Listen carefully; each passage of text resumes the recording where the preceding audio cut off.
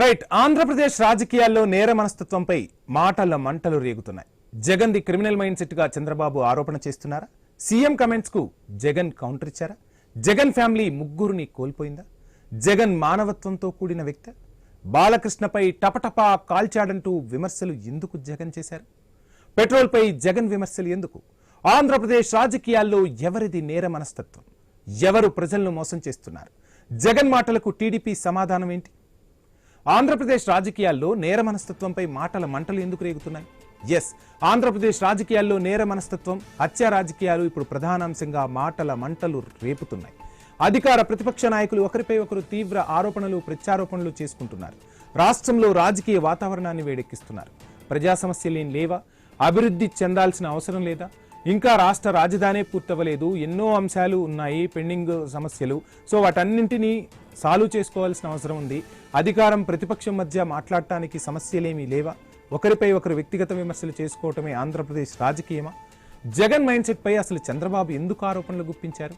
Yes, CM Chandrababu YCP chief Jagan పై పలుమార్లు ఆరోపణలు చేశారు. నేరాలు చేసే ప్రవృత్తి, మానసిక సమస్య ఉన్న వ్యక్తులు రాజకీయాలకు పనికిరారని చాలాసార్లు చెప్పేశారు. జగన్ పాలనలో వ్యవస్థలను నాశనం చేశారని తీవ్ర స్థాయిలో విమర్శలు ఎక్కుపెట్టారు. పాలనా వ్యవస్థను మొత్తంగా కకావికలం చేశారంటూ కూడా కమెంట్స్ చేశారు. సీఎం కమెంట్స్ కు జగన్ ఏ విధంగా కౌంటర్ ఇచ్చారు? చంద్రబాబు కమెంట్స్ పై జగన్ అదే రేంజ్ లో కౌంటర్ ఇచ్చారు. చంద్రబాబు సీఎంగా ఉన్నప్పుడే 1999 ఎన్నికలకు ముందు తన తాత రాజారెడ్డిని టీడీపీ వాళ్లు హత్య చేశారని గుర్తు చేశారు. ఆ కేసులోని నిందితులను హైదరాబాద్లోని ఎన్టీఆర్ ట్రస్ట్ భవన్లో దాచిపెట్టి అధికార దుర్వినియోగంతో కాపాడింది చంద్రబాబేనని, అసలైన క్రిమినల్ బ్రెయిన్ ఎవరిదో చెప్పాలని ప్రశ్నిస్తున్నారు జగన్. జగన్ ఈ అంశానికి సంబంధించి ఏమన్నారు ఇప్పుడు చూద్దాం. కడపలో పెద్ద దస్తగిరి అని ఆయన మా పార్టీకి చెందిన వ్యక్తి, మా పార్టీ కార్యకర్త, మావాడు చనిపోయింది. మా పార్టీకి చెందిన కార్యకర్త చనిపోతే మేం బాధపడతాం. అలాంటిది ఆ కేసును పూర్తిగా ట్విస్ట్ చేసి మా పార్టీ మీదనే బురద జల్లడం కోసం వాడుకుంటా ఉన్నారు. చివరకు మా డిప్యూటీ మేయర్గా పనిచేసిన నిత్యానంద రెడ్డిని, మా రవిమామను, వీళ్ళను పై కూడా బురద జల్లుతా ఉన్నారు. నిజంగా ఆ ఇన్సిడెంట్ ఎలా జరిగింది అని, జాతరలో గొడవ వల్లే ఈ హత్య జరిగిందని స్వయంగా అదే పెద్ద దస్తగిరి భార్య జరిగిన విషయాన్నంతా కూడా మీడియా ముందుకు వచ్చి చెప్పింది. కడపలో జగన్ ఫ్యామిలీ ముగ్గురిని కోల్పోయిందా? తమ కుటుంబంలో తాత రాజారెడ్డి, తండ్రి వైఎస్ఆర్, బాబాయ్ వివేకానందరెడ్డి ముగ్గురు దారుణంగా బలయ్యారని, హత్య రాజకీయాలకు తామే బాధితులమని జగన్ పేర్కొన్నారు. ఎవరిదయ్యా హత్యా రాజకీయాలు? ఎవరిది హత్యా రాజకీయాల సంస్కృతి అని అడుగుతా ఉన్నాం. ఇదే చంద్రబాబు నాయుడు గారిని సూటిగా. మా కుటుంబంలో ముగ్గురు, మా తాతగారు, మా నాన్నగారు, మా చిన్నాన్నగారు ముగ్గురు బలైపోయారు. మేం బాధితులం.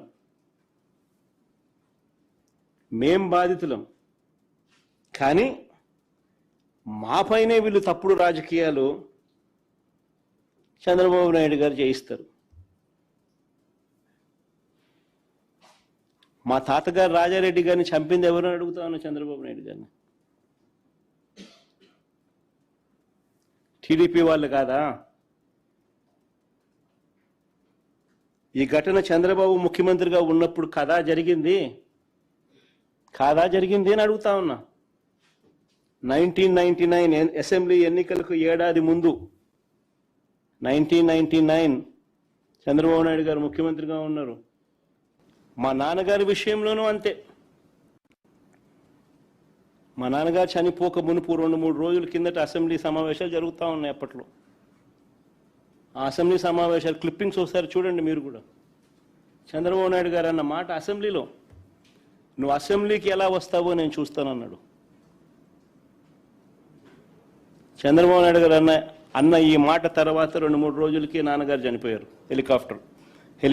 Helicopter accident. రైట్. ఇక తన మనస్తత్వంపై జగన్ అసలు ఏమన్నారు? ఈ అంశంపై భిన్నవాదనలు ఉన్నాయి. ప్రతిపక్షాలు, విమర్శకులు ఆయన తీసుకున్న కొన్ని కఠినమైన రాజకీయ నిర్ణయాలను, ప్రత్యర్థులపై కేసులను ప్రతీకార చర్యలుగా అభివర్ణిస్తున్నారని చెప్పుకొచ్చారు. ఇక బాలకృష్ణపై అంతలా ఎందుకు విరుచుకుపడ్డారు జగన్? చంద్రబాబు బంధువు ఎమ్మెల్యే బాలకృష్ణ తీరుపైన జగన్ సెటర్లు వేశారు. బాలకృష్ణ గన్ పట్టుకొని టపీమని ఇద్దరిని కాల్చిపడేయలేదా? మరి ఎవరిది గన్ కల్చర్? ఆ ఘటన జరిగిన కొన్ని రోజులకి ఆ ఇంట్లో మరో దారుణం జరిగింది. ఇది నిజం కాదా అంటూ ప్రశ్నించారు జగన్. చంద్రబాబు గారి బావమరిది వియ్యంకుడు బాలకృష్ణ గన్ పట్టుకొని టపా అని ఇద్దరిని కాల్చి పడేయలేదా అని అడుగుతా ఉన్నా.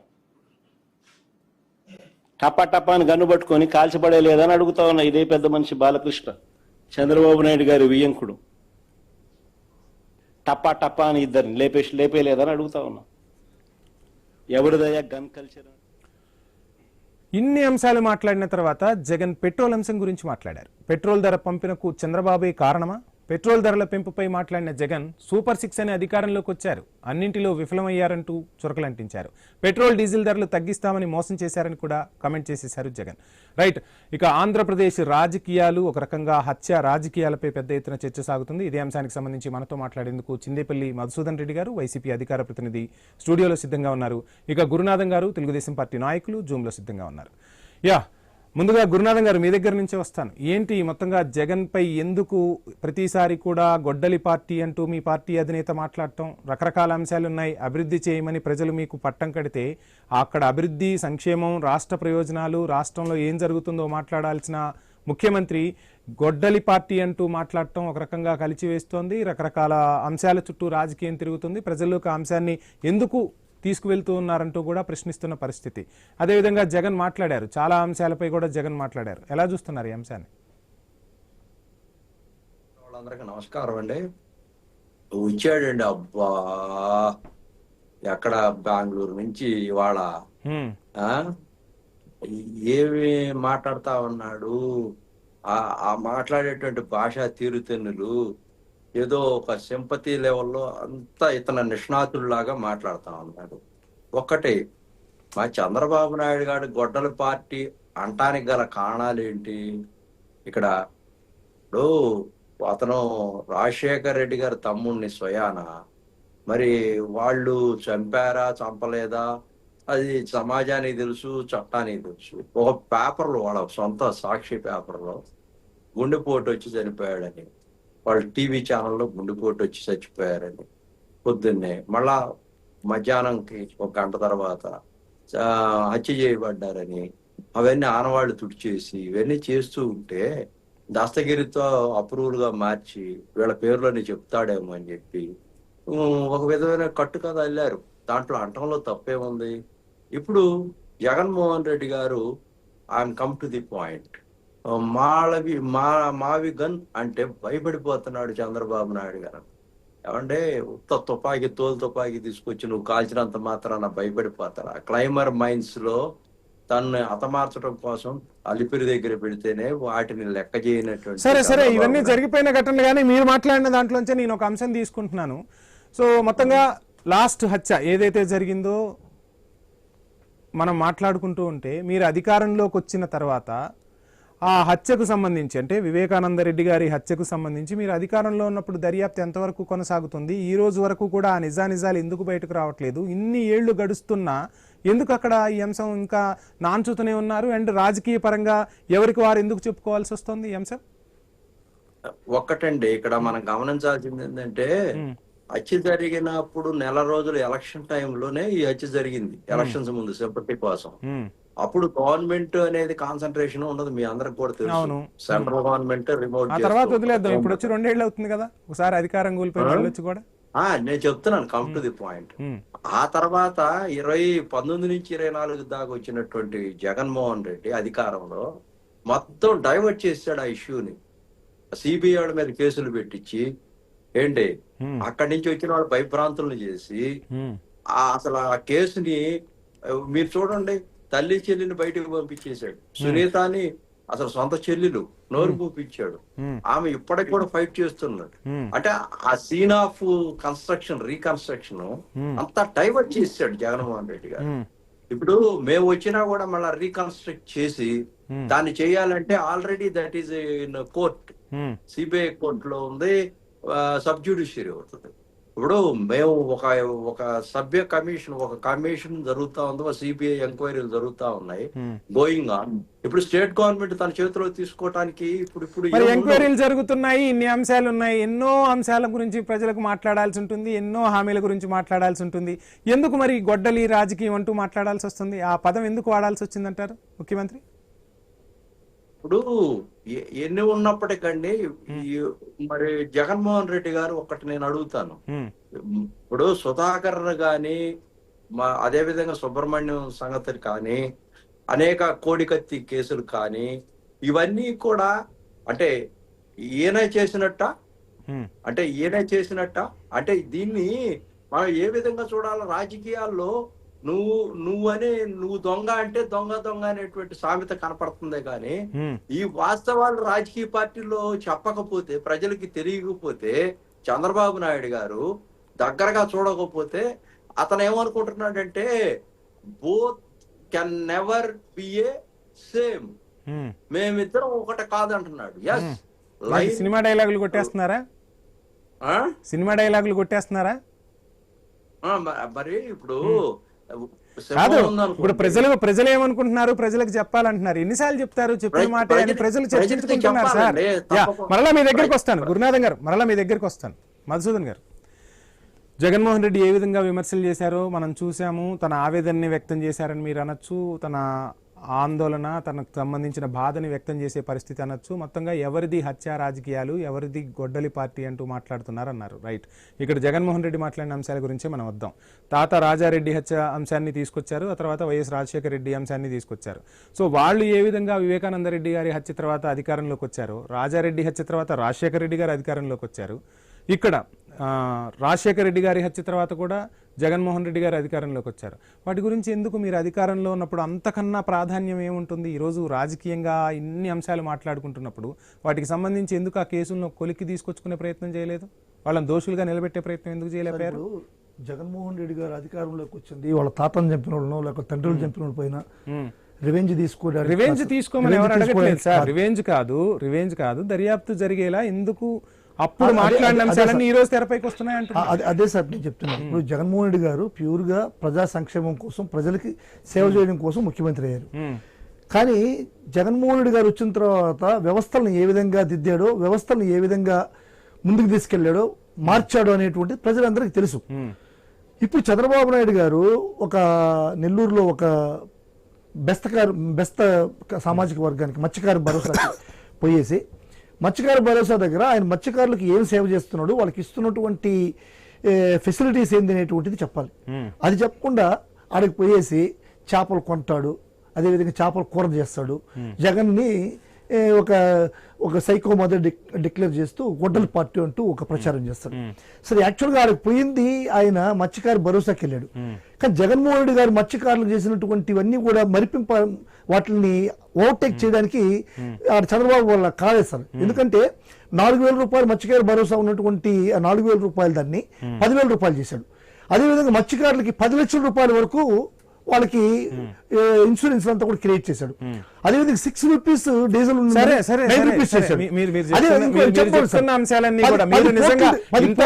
అందించుంటే అది ప్రజల నుంచి స్పందన ఏ విధంగా అటువంటి కార్యక్రమం ఏంటి అసలు? అంటే ఎందుకు అంటే ఎప్పుడు లేని విధంగా ఈ హత్య రాజకీయాలను తెరపైకి ఎందుకు తీసుకురావాల్సి వస్తుంది? ఇంకొక అంశం కూడా మాట్లాడదాం. సో చంద్రబాబు నాయుడుతోనే ఆగకుండా బాలకృష్ణ అంశాన్ని తీసుకొచ్చారు. టపటపా కాల్ చేశారు. ఏంటి బాలకృష్ణ అంశం ఎవరు చూశారు అసలు?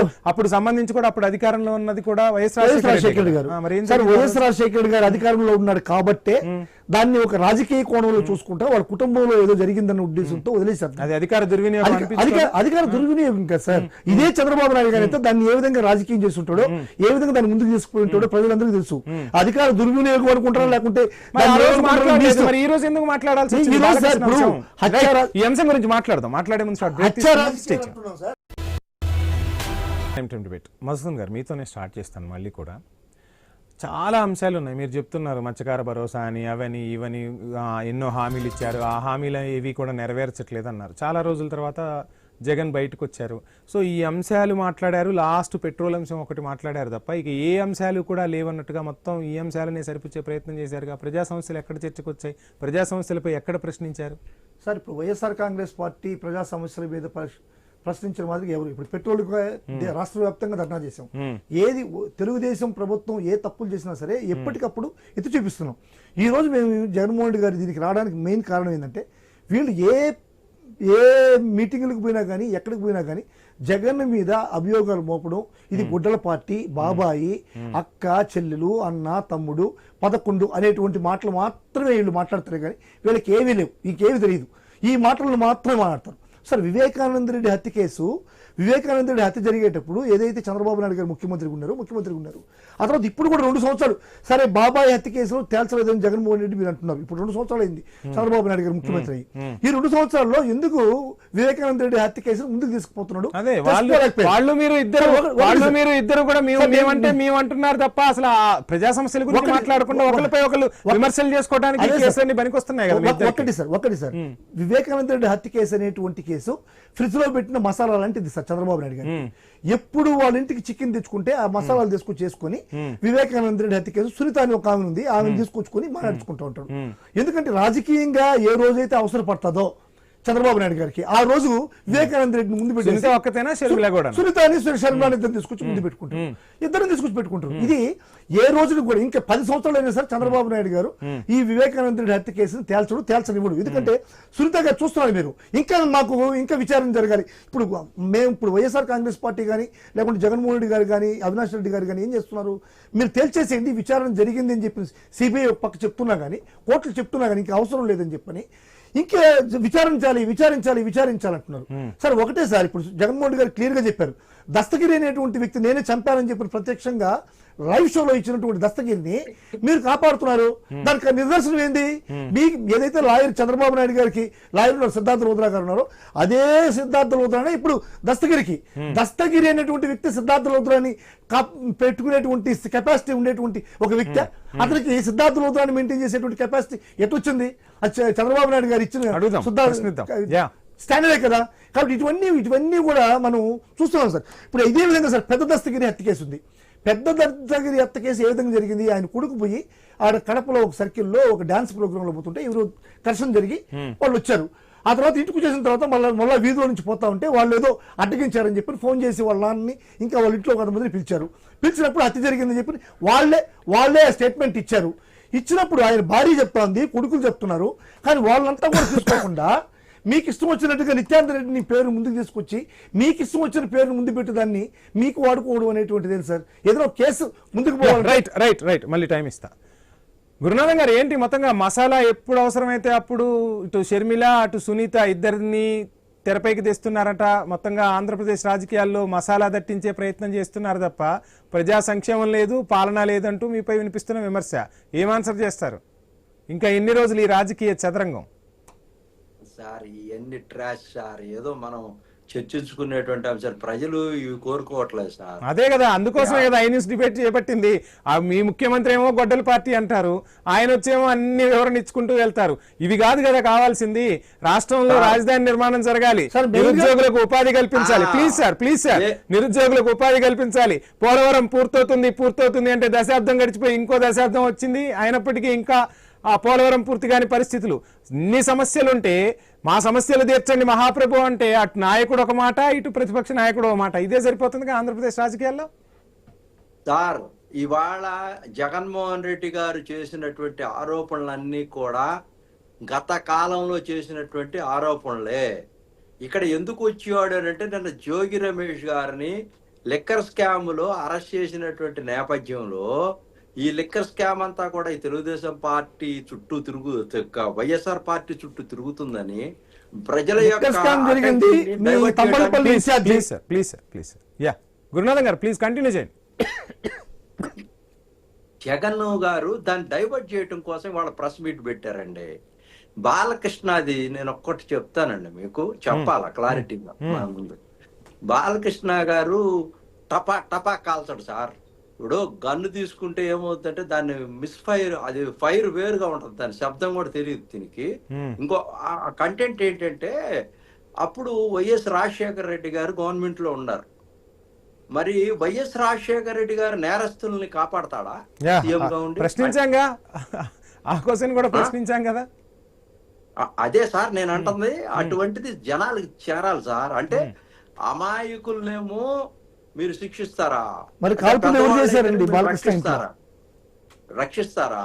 అంటే ఇక్కడ ఏం జరుగుతా ఉంది? మీరు అంటే అక్కడ నిర్దోషిగా బయటకు వచ్చినటువంటి బాలకృష్ణ అంటే చేయలేదనేది స్పష్టంగా అర్థమవుతా ఉంది.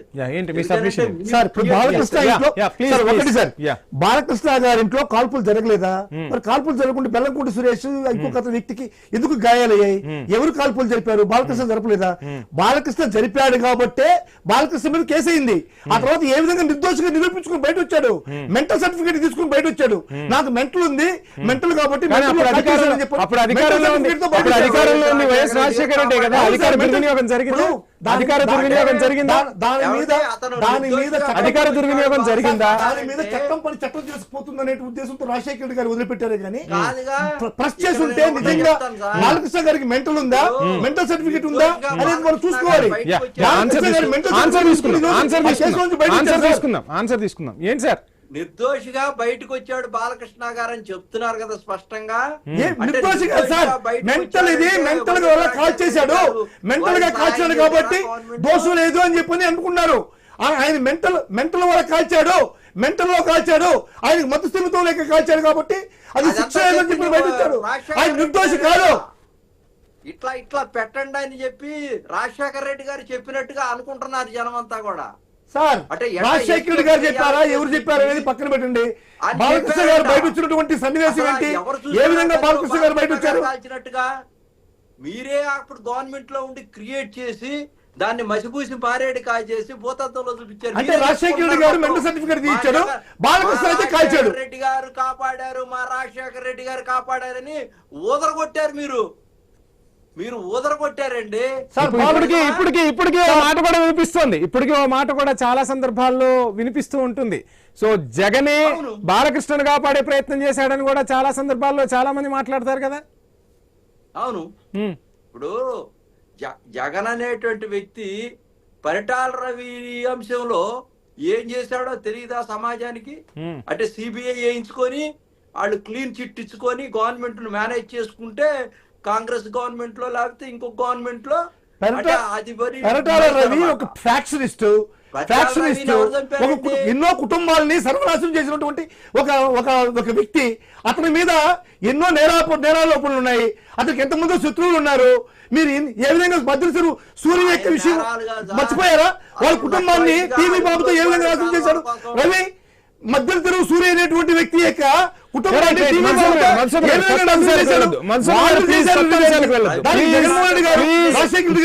జరుగుతున్న అంశాలు, ఈ రోజు మాట్లాడిన అంశాల గురించి చర్చ కొనసాగేలా సహకరించారు. శాసనసభ్యుడిగా ఉన్నాడు, మంత్రిగా ఉన్నాడు, మంత్రి చేశాడు, మాజీ మంత్రి. Is not a factionist. అతను ఎవరు ఎక్కడి నుంచి వచ్చాడు? అంతకు ముందు ఎక్కడి నుంచి ఉన్నాడు? చెప్పండి. రవి ఎక్కడున్నాడు? ప్లీజ్ సార్ మధుసూదన్ గారు ప్లీజ్ దయచేసి చర్చలో లేని అంశాలను తెరపైకి తీసుకున్నారు. ప్లీజ్ సార్ ఒకటి చెప్పాలి సార్, మీరు ఒక్కసారి పర్మిషన్ ఇస్తే. రాజారెడ్డి గారిని చంపింది న్యూగా కొత్త అపాండం తీసుకొచ్చాడు జగన్మోహన్ రెడ్డి గారు. చంద్రబాబు నాయుడు గారు అసెంబ్లీలో ఉండి ఇతను ప్రయాణానికి వెళ్ళబోతుంటే మూడు రోజుల ముందు నువ్వు ఎట్లా తిరిగి వస్తావో నేను చూస్తానంటే ఇది ఇంత దారుణం అండి.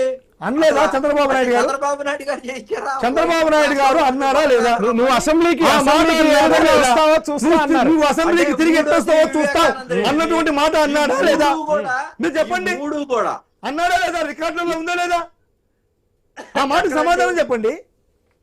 ఎవరు మీరు? చంద్రబాబు నాయుడు గారు రికార్డులో ఉంటే ఎందుకు రాని అన్నాడు? చంద్రబాబు నాయుడు గారు రాజశేఖర రెడ్డి నువ్వు తిరిగి అసెంబ్లీకి ఎట్టొస్తావో చూస్తా అన్నాడా లేదా? భౌతికంగా హతమారుస్తానని చెప్పి అక్కడ రికార్డులో పెట్టారు. అంటే నిన్ను కత్తితో పొడుస్తానని చెప్పలేదు అసెంబ్లీలో? ఆ మాట అనలేదంటారా? కత్తితో ప్రజాస్వామ్యం కాదండి. మీరు మాట్లాడే మాట్లాడుతున్నాయి 3 రోజుల తర్వాత నువ్వు ఎట్టొస్తావు చూస్తావు అన్నటువంటి మాట 3 రోజుల తర్వాత రాలేకపోయాడంటే దాంట్లో చంద్రబాబు నాయుడు గారు హస్తం ఉందా లేదా? రాజశేఖర రెడ్డి గారి మరణం మీద రామారావు గారిని ఎన్నుపోటు పొడిచారని చెప్పి ఎన్నిసార్లు పోయేశారు. సరే చంద్రబాబు నాయుడు గారు రాజశేఖర రెడ్డి మాట్లాడాడు. చంద్రబాబు నాయుడు గారు రామారావుని వెన్నుపోటు పొడవలేదా? మరి చంద్రబాబు నాయుడు గారు రామారావుని వెన్నుపోటు పొడవలేదా? పొడిచాడా లేదా? రామారావు దేశంలో పనికిరాని ఫెలో అని చెప్పి దించేశాడా లేదా? అని ఎప్పుడు కూడా ప్రలోభాలు పెట్టలేదు. పార్టీ మొత్తం లెజిస్లేచర్ పార్టీ మొత్తం లక్ష్మీభారతి యొక్క ఆ ఆగడాలు చూసి మనం పార్టీని కాపాడుకోవాలంటే తప్పకుండా ఏదో నాయకత్వం కావాలని ఒక సార్, ఈ విషయంలో నేను మాట్లాడతాను సార్. దాని నాయకుడుగా చంద్రబాబు ఇద్దరు నాయుడు కూడా గారిని చర్చను పక్కదారి పట్టిస్తున్నారు. ఎందుకున్నారే మొత్తంగా తప్పించి? ఆంధ్రప్రదేశ్ ప్రజల కోసం ఐ న్యూస్ ప్రశ్నిస్తున్న అంశం ఏంటి అంటే, రకరకాల అంశాలు తెరపైకి రావచ్చు, రకరకాల రాజకీయ అంశాలు ఉండొచ్చు, కానీ ప్రతిపక్షం అధికార పక్షం ఇద్దరు బాధ్యతగా వ్యవహరించినప్పుడే ఆ రాష్ట్రం ముందడుగు వేస్తోంది. ఈరోజు ఆంధ్రప్రదేశ్ ప్రజల ఆశ ఆకాంక్ష వారందరి చూపు ఎప్పుడు మనకంటూ ఒక రాజధాని నిర్మాణం అవుతుంది. ప్లీజ్ గురునాథం గారు, ఎప్పుడు రాజధాని నిర్మాణం అవుతుంది? ఎక్కడెక్కడికో వలస వెళ్లి ఉద్యోగాలు చేస్తున్న మన పిల్లలు మన స్వరాష్ట్రంలో ఎప్పుడు ఉద్యోగాలు చేస్తారు? పిలిస్తే ఎప్పుడు ఇంటికి దగ్గరకు రాగలరు? ఎక్కడో హైదరాబాద్ లో ఉద్యోగం చేస్తున్న వాళ్ళు శ్రీకాకుళం వెళ్లాలంటే 12 నుంచి 13 గంటలు పడుతుంది సార్. ఇంకా యువత ఎదురు చూస్తున్నారు, ఎప్పుడు మా కుటుంబాలకు దగ్గరగా మేము ఉంటామని చెప్పి. రాష్ట్రం సాధించామని చెప్తున్నారు, నిధులు వస్తున్నాయని చెప్తున్నారు. ఇటు మీ రాష్ట్రంలో ఒక గమ్మత్తైన రాజకీయం కూడా నడుస్తోంది. అక్కడ కేంద్రంలో భారతీయ జనతా పార్టీ అధికారంలో ఉంటే, ఆంధ్రప్రదేశ్లో ఇటు వైఎస్ఆర్సీపీ వచ్చినా టీడీపీ వచ్చినా మొత్తంగా ఆ ఎంపీలందరూ కూడా భారతీయ జనతా పార్టీ జేబులో ఉన్నట్టే లెక్క. మరి ఇంత సఖ్యతతో ఉన్నప్పుడు రాష్ట్రం ఎంత అభివృద్ధి చెందాలి? ఏ విధంగా ముందుకు వెళ్ళాలి? ఎన్ని నిధులు తెచ్చుకోవాలి? పక్క రాష్ట్రంతో ఉన్న విభజన సమస్యలను ఏ విధంగా పరిష్కరించుకోవాలి? నాయకులు అటు ప్రతిపక్షం ఇటు అధికార పక్షం ఇద్దరు కూర్చొని ఎన్ని సలహాలు సూచనలు చేసుకోవాలి? రాష్ట్రాన్ని ఏ విధంగా అభివృద్ధి చేసుకోవాలి? యువతకు ఏ విధంగా భరోసా కల్పించాలి? ఈ అంశాలు చర్చకు రావా? ఫ్యాక్షనిజం, హత్య రాజకీయాలపైనే రాజకీయాన్ని నడుపుతామని డిసైడ్ అయ్యారా? ఏం చెప్తారు ఫైనల్ గా? సార్, ప్రభుత్వం తన పని తాను చేసుకుని వెళ్తుంటే అద్భుతంగా పరిపాలన చేస్తున్నాం ఆంధ్రప్రదేశ్ లో. మీరు అమరావతిలో చూడండి, మేము ఎయిర్పోర్ట్ కట్టడం కోసం కూడా 5,000 ఇస్తా ఉన్నాం. ఏనండి, మేము పోలవరంకి ఆల్రెడీ దాదాపుగా 18,500 కోట్ల రూపాయలు శాంక్షన్ చేశారు. ఇది ఎందుకు తగ్గించారంటే 28 లక్షల కోట్ల రూపాయలు రావాల్సి ఉంటే జగన్మోహన్ రెడ్డి గారు హైట్ గ్రావిటీ తగ్గించి కంక్లూడ్ చేయండి సార్. నేను చేస్తాను. పోలవరం గురించి మీకేం తెలుసండి? పోలవరం రైట్. మొత్తంగా ఆంధ్రప్రదేశ్ రాజకీయాలు రాజకీయ విమర్శలకే పరిమితం అవుతాయా? రాబోయే రోజుల్లో అభివృద్ధి వైపు అడుగులు వేస్తాయా? ఏం జరగబోతుంది ఆంధ్రప్రదేశ్ రాజకీయ ముఖ చిత్రంపై? ఇప్పుడు ఈ హత్య రాజకీయాలు ఎందుకు వచ్చాయనేది ప్రజానికం చర్చించుకుంటోంది. సో ప్రజలు ఆశగా ఆతృతగా ఎదురు చూస్తున్నారు. సంక్షేమ పథకాలకు సంబంధించి కానీ, రాష్ట్ర రాజధాని అభివృద్ధికి సంబంధించి కానీ ఆ దిశగా అధికార పక్షం ప్రతిపక్షం బాధ్యతగా వ్యవహరించి ఆంధ్రప్రదేశ్ ప్రజల అభిష్టానికి అనుగుణంగా అడుగులు వేయాలని మాత్రం ప్రజానికం కోరుకుంటోంది. చర్చలో పాల్గొన్న మధుసూదన్ గారికి, గురునాథం గారికి ఐ న్యూస్ తరపున ధన్యవాదాలు. ఇది డిబేట్. Stay tune.